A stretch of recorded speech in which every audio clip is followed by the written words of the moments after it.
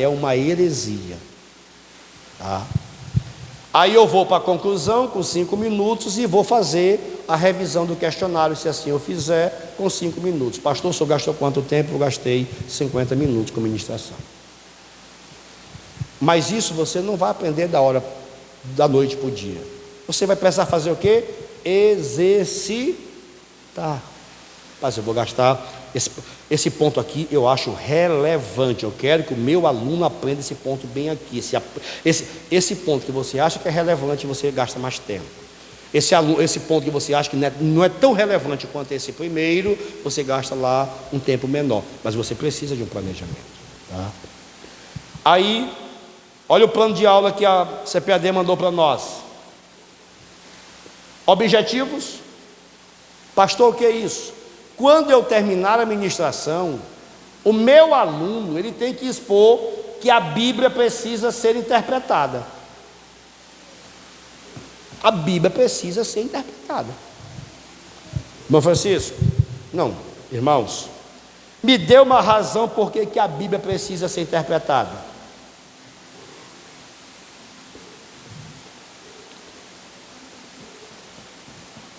Não se preocupe não, que até 11 horas tem muito tempo.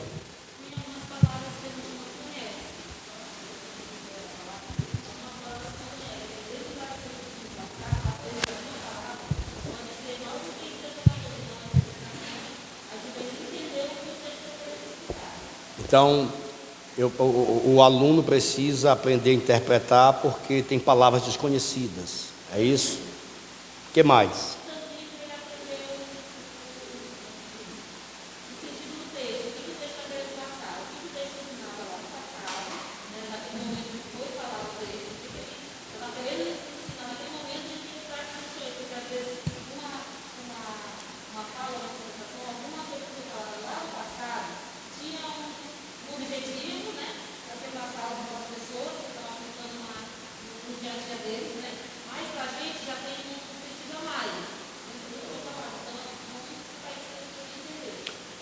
Tudo que está na Bíblia é para mim diretamente?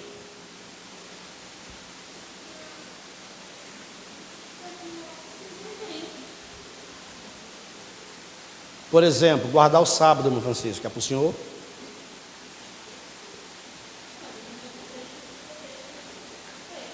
É? Não, mas então a senhora guarda o sábado? Por quê? Está lá na Bíblia. Porque naquela época eles atendiam o sábado para levar para adorar a Deus. Mas não tem que ser, a gente já aprendeu depois e a gente precisa reservar um momento para Deus, então um momento para Deus. Olha a pergunta: tudo que está registrado na Bíblia é diretamente para mim, no que diz respeito à questão prática?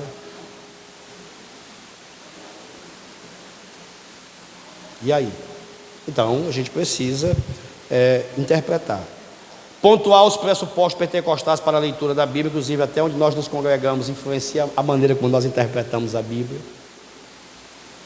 Nós, por sermos pentecostais, a gente é influenciado por essa visão pentecostal até na interpretação. Por isso que alguém diz que todo intérprete acaba sendo um traidor da interpretação, tá? Apresentar os princípios básicos de interpretação bíblica e por aí vai. Isso aí entrou na nossa lição agora. Deixa eu partir para congregar. Para terminar. Sêneca diz uma coisa interessante. Se o homem não sabe a que porto se dirige, nenhum vento lhe será favorável. Ou seja, ele não sabe, o barco está lá, ele não sabe para que porto ele vai, então nenhum vento vai ser favorável para poder levar esse barco para lugar nenhum. Aí planejamento é preciso. Dentro do planejamento eu tenho que levar em consideração conteúdo, método e também tempo. Essas três coisas estão diretamente ligadas. Conteúdo é o que está na sua lição, não é a história da sua vida, não, é o que está na sua lição. Método e recurso é como você vai transmitir essa informação. Não existe só uma maneira, não existe só a pré-eleção, é só uma das maneiras. mas tem várias outras maneiras, tá? E o tempo você vai levar. Eu trago algumas informações dentro dessa informação. Por exemplo, qual é o método que eu vou usar para lecionar domingo agora? Eu vou usar a palestra, a exposição, a discussão, perguntas e respostas? Não, eu vou fazer uma dramatização. O recurso é o professor que vai dizer. Uma coisa é certa: se você for usar o sentido da audição, aquele aluno ele só vai ter um percentual de aprendizagem muito, mas muito pequeno, tá? Muito pequeno. Que recursos ou materiais didáticos você vai estar usando? Aí eu trago aqui lousa, projetor, slide, computador, internet, papel, cola, tesoura. Ou seja, você vai interagir com o aluno para que ele também faça parte do processo de aprendizagem. Aqui é o resumo que eu mostrei para os irmãos, né? De introdução, desenvolvimento, a integração e a conclusão. É bem verdade que isso pode variar. Eu vou gastar menos tempo com introdução, vou gastar mais tempo com ponto, aí fica a critério do planejamento do professor, tá? A divisão do tempo de aula está bem no material para você entender cada ponto desse. Deixa eu ver, meu tempo já foi. Eu trago para os irmãos aqui 5 motivos que geram muito desperdício de tempo em sala de aula, que é ler a lição na sala de aula, permitir muitas interferências fora do normal, professor, aluno levantar assuntos fora da lição. Meu Deus do céu. Professor, mas me responde aquele cavalo preto lá do Apocalipse. Não tem nada a ver com a lição de domingo. Irmão, vamos fazer o seguinte: sobre o cavalo preto lá do Apocalipse, depois da escola a gente conversa, porque agora vamos tratar sobre a interpretação do texto bíblico, vamos tratar sobre a leitura da Bíblia, tá? Aí você deixa isso para depois, senão não conclui. Falta de planejamento da aula por parte do professor e alguns avisos desnecessários na hora da administração, tá? Então deixa eu ver. Ok, tá. Eu queria concluir com essa pergunta bem aqui.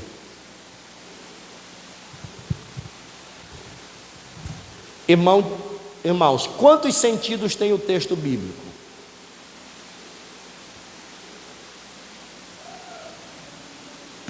Pastor, melhora a pergunta, vou melhorar.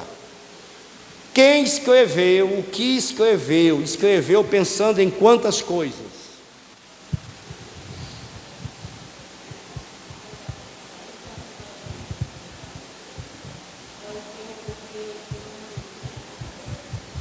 Vamos lá, deixa eu melhorar aqui rapidinho. Mateus capítulo 13, a primeira parábola que aparece lá, que parábola é aquela? A do semeador.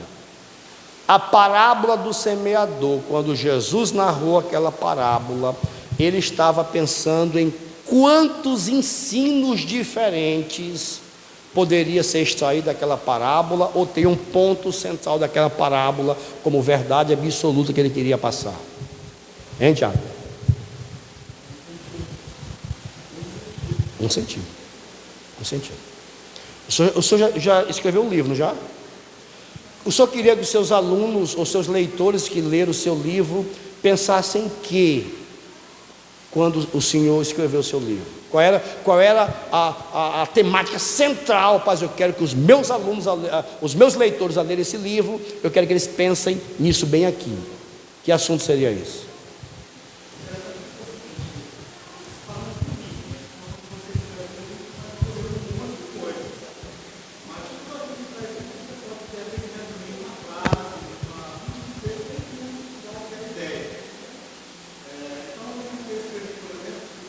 O oceano de Deus.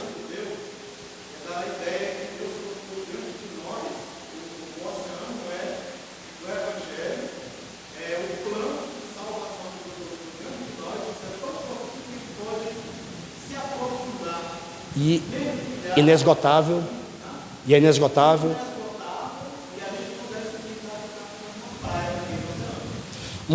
Mas se eu pegasse o seu livro e dissesse assim, o oceano de Deus, irmãos, sabe o que é?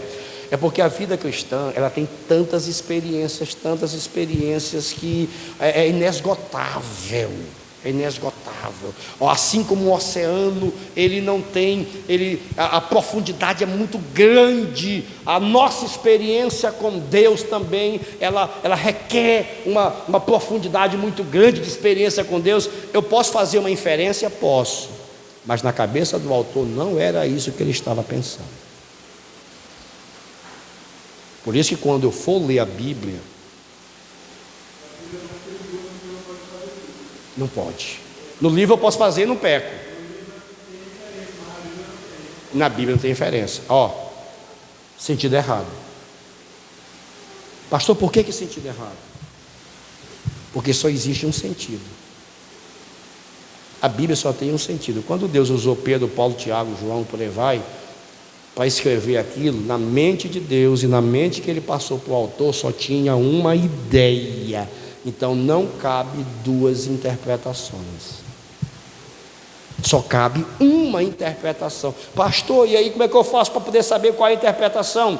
Ler, usar os recursos necessários para que você possa extrair a ideia do autor que escreveu aquela ideia. Por isso que hoje a gente vê muita maluquice interpretativa, muita interpretação errada, muita coisa errada por aí. Por quê? Porque a pessoa chega... não sei se você se lembra disso. A gente era muito especialista nisso. Alguém se lembra da caixinha de promessa? Lembra, né? Aí abriu a caixinha de promessa.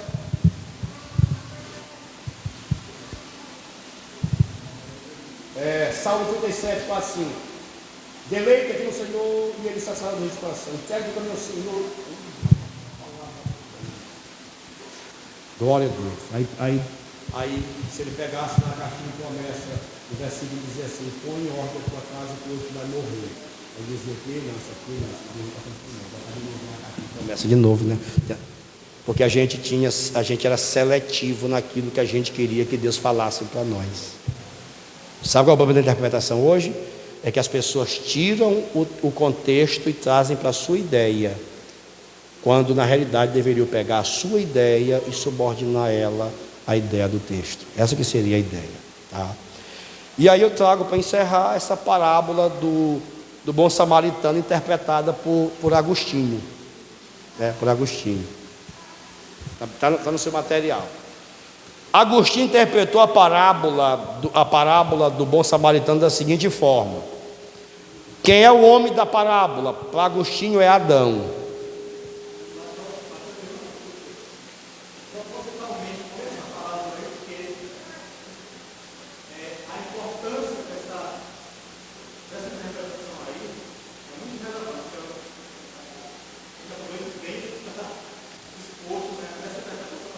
Tá, vamos lá. Aí Agostinho interpretou a parábola do bom samaritano e disse o seguinte: o homem da parábola é Adão. Jerusalém é a cidade celestial, Jericó é a lua, representando a mortalidade. Os ladrões são Satanás e os demônios. Tirar as roupas do homem representa remover a imortalidade do homem. Espancá-lo representa fazê-lo pecar. O sacerdote e o levita são o sacerdócio e o sistema religioso do Antigo Testamento. O samaritano é Jesus. Enfaixar as feridas representa a contenção do pecado. O óleo e o vinho representam esperança e encorajamento. O animal é a encarnação. A hospedaria é a igreja. O dia seguinte é após a ressurreição de Cristo. O hospedeiro representa o apóstolo Paulo. As duas moedas de prata são os 2 mandamentos de amor. E a promessa de pagar se for gasto, mas é a promessa da vida do porvir. Eu pergunto, quando Jesus narrou a parábola do bom samaritano, ele pensou em trazer essa ideia aqui, que Agostinho traz como interpretação?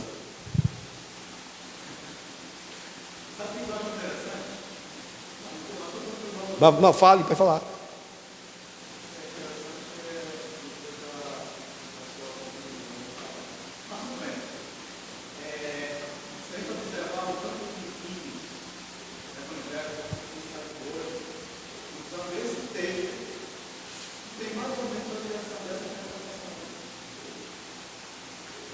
E essa parábola surge só para responder uma pergunta: quem é o meu próximo? Quem é o próximo? Só isso. Só isso. E o samaritano não é Jesus, não.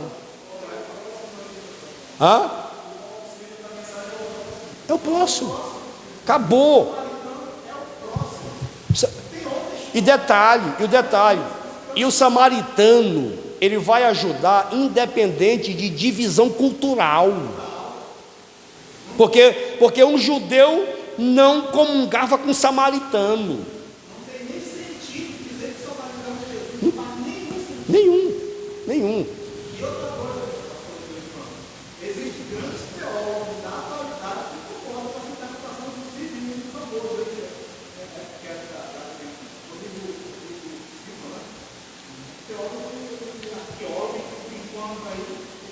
meus irmãos, eu estou trazendo uma interpretação de Agostinho de Hipona. Quem é Agostinho, quem é o Divã, nem se compara. Entendeu? Então, só para os irmãos entenderem. E eu deixo para os irmãos aqui uma autoavaliação. Aí, aqui você vai ter que ser muito sincero. Muito sincero. Você vai responder assim: ama seus alunos, demonstrando por eles interesse e dedicação. Se for sim, bote sim. Se for não, bote não. Agora avalie o seu comportamento. Avalie a sua atitude. Vê se você visita. Vê se avalie. No final, você vai fazer assim. Cada resposta assim vale 1 ponto. Não, 0 ponto. Se você fechar de 19 a 21, parabéns. Continue esmerando-se no ensino e sendo um modelo para seus alunos e demais colegas de ministério. Se for 16 a 18, você é um bom professor, mas precisa aperfeiçoar, não desanime. Se for de 13 a 15 pontos, você precisa reanimar-se no ensino, verificar os pontos falhos e dedicar-se melhor.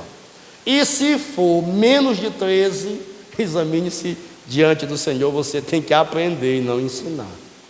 Você precisa voltar para a classe de aluno e não de professor. Amém? A conclusão diz: para termos uma EBD dinâmica e bem participativa, é preciso primeiramente ter consciência do relevante cargo que cada um ocupa na escola, que está prestando um serviço a Deus, e teremos um corpo docente bem sólido e estruturado, tornando nossas escolas uma fonte de avivamento.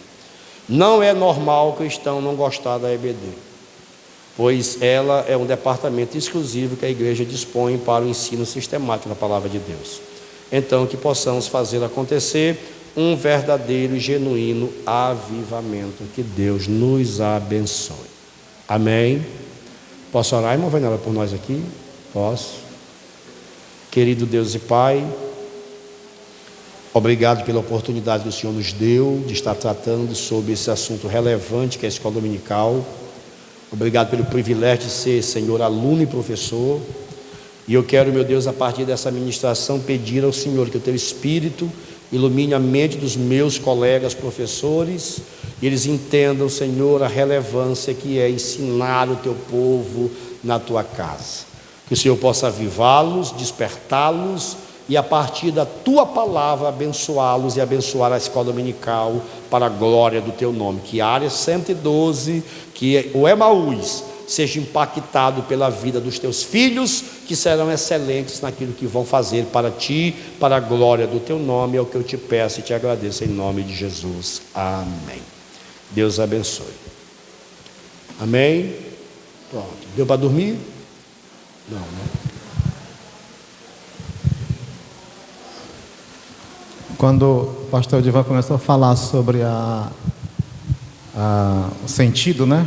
O único sentido, o texto que eu me lembrei foi exatamente do bom samaritano, e vou justamente com base nessas interpretações diferentes, né? Aí quando ele começou a ler a interpretação de Agostinho, eu fiquei preocupado, fiquei com uma preocupação grande, pensando que iria concordar com Agostinho. Graças a Deus que não, né? Porque é impressionante, né? E cuidado, irmãos, com as músicas que são cantadas por aí. Eu estava caído na beira do caminho, e o bom samaritano, quem é ele? É Jesus, me juntou. Nada a ver, meus irmãos, isso daí, né? Nada a ver, certo? Mas que bom, nós estamos aqui num trabalho de escola bíblica, e mostrando que realmente nós precisamos aprender, porque a única maneira que nós temos para nos defendermos de interpretações erradas é estar lá, ó, na fonte buscando, para poder a gente saber por onde está caminhando, né? E é esse o nosso